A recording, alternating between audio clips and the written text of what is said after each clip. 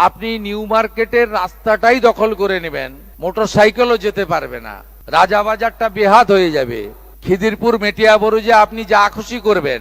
এটার জন্য কিন্তু আমাকে মুখ্যমন্ত্রী করেনি পাবলিক। হকার উচ্ছেদের মতো ঘটনা ঘটছে। বারবার একটা কথা উঠেছে, বিকল্প একটা ব্যবস্থা তাদের জন্য করা।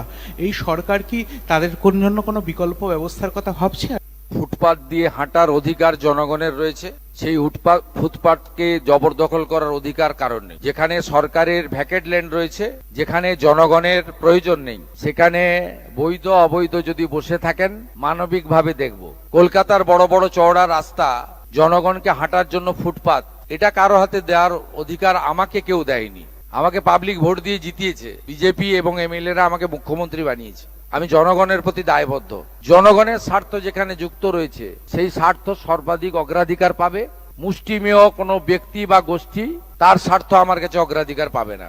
আমরা মানবিক, যেখানে অচল মার্কেট রয়েছে, উদ্বৃত্ত জায়গা রয়েছে, প্রাথমিকভাবে আপনারা সরে যান। ইউডিএমএ ডিপার্টমেন্ট আস্তে আস্তে আপনাদের জন্য সরকারি স্কিম নিয়ে আসবে। হকারদের জন্য ভারত সরকারের শ্রম দপ্তরের স্কিম রয়েছে, তার সুযোগ আপনারা পাবেন এবং অন্যান্য সুযোগ পাবেন। কিন্তু আপনি